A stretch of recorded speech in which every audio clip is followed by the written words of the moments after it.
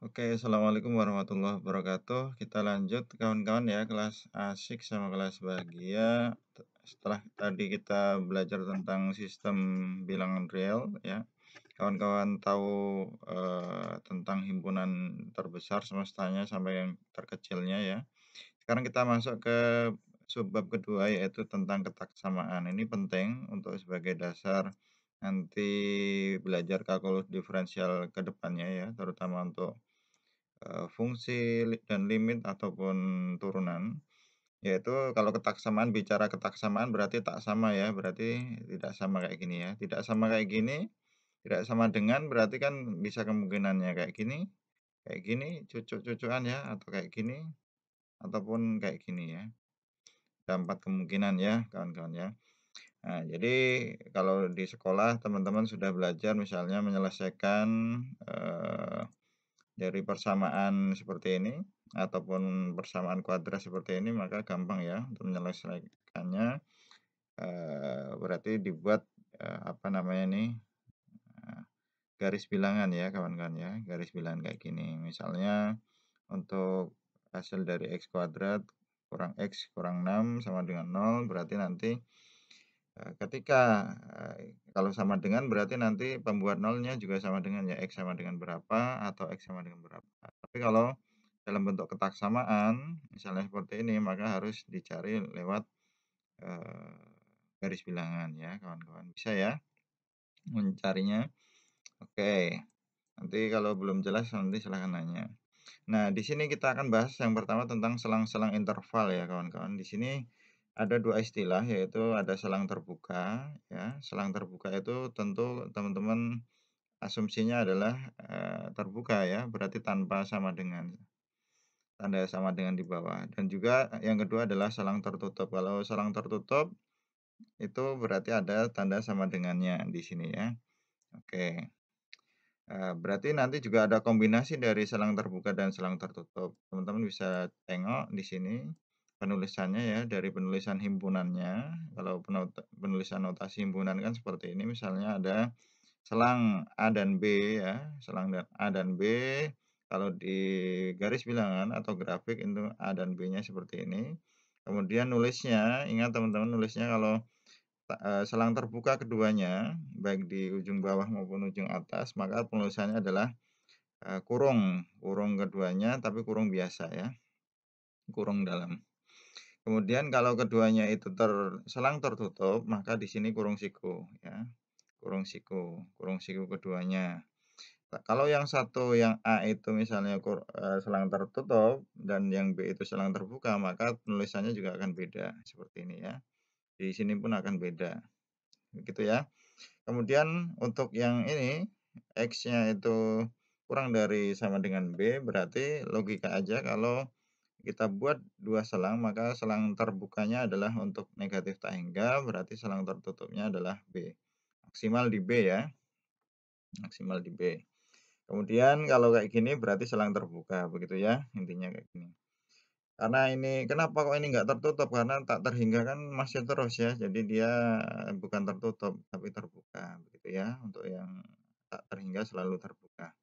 Itu untuk selang-selang ya, kawan-kawan,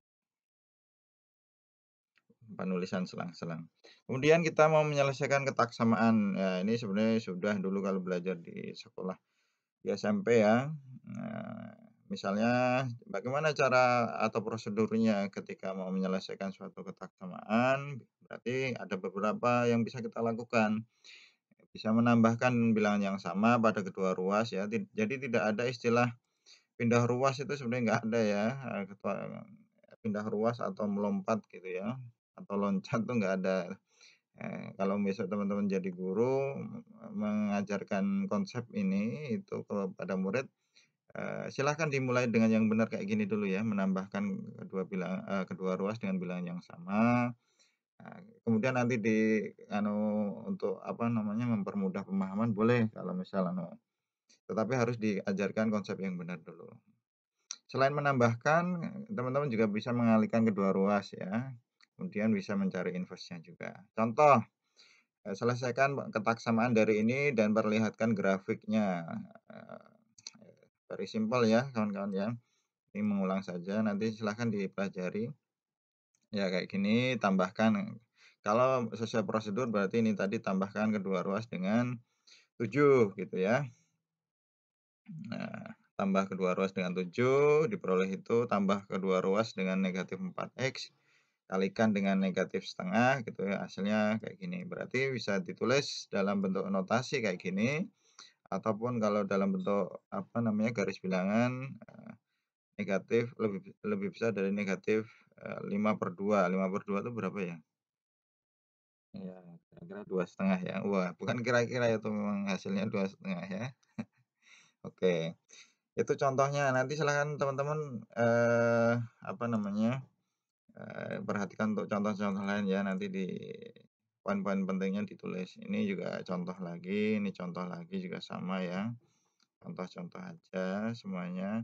Nah, ini untuk yang fungsi pecah ya, fungsi rasional bentuknya A per B, berarti kalau dulu bagaimana? Apa namanya, menyelesaikannya itu bagaimana? Berarti yang di bawah atau penyebutnya itu tidak boleh sama dengan, meskipun di sini, soalnya itu ada tanda sama dengannya. Karena kalau ada sama dengannya berarti dia pembuat nol, sesuatu dibagi dengan nol, maka hasilnya adalah titik-titik. Hasilnya adalah tak terdefinisi, gitu ya. Oke, ini contoh-contoh aja, bisa ketaksamaan tuh bisa membandingkan. Oke, lanjut ke nilai mutlak, ya, kawan-kawan, karena agenda kita kan itu nilai mutlak, ya simbolnya jelas ya, simbolnya adalah, apa namanya nih, pagar hidup ya, kayak di permainan bulu tangkis. Apa namanya, sepak bola ya, ada benteng pertahanan, jadi tandanya adalah harga mutlak seperti ini. Kalau di matematika kayak gini nih bisa juga berarti determinan ya kawan-kawan ya, cuma kalau di kalkulus diferensial ini berarti nilai mutlak ya, harga mutlak. Nilai itu harga ya, sama berapa nilai baju misalnya. Yang pertama sifat-sifat nilai mutlak ya kawan-kawan ada 4.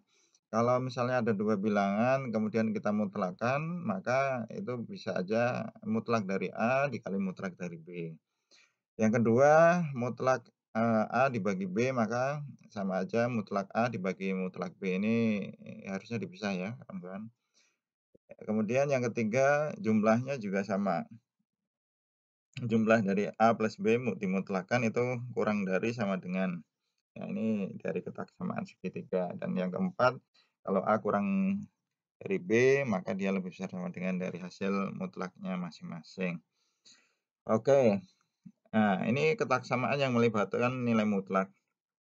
Nah, nilai mutlak itu kan kalau dulu teman-teman di SMA ya mungkin, kan punya nilai misalnya X-nya, X mutlak itu kurang dari A, maka dia X-nya itu penyelesaiannya adalah, kurang dari A, negatif A sorry, lebih dari A ya, X itu antara negatif A dan A.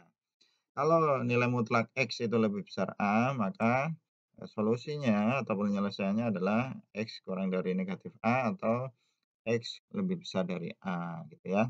Itu sudah clear ya. Ini, apa namanya, ini sebenarnya dalil ya, teorema tetapi bisa kita pakai.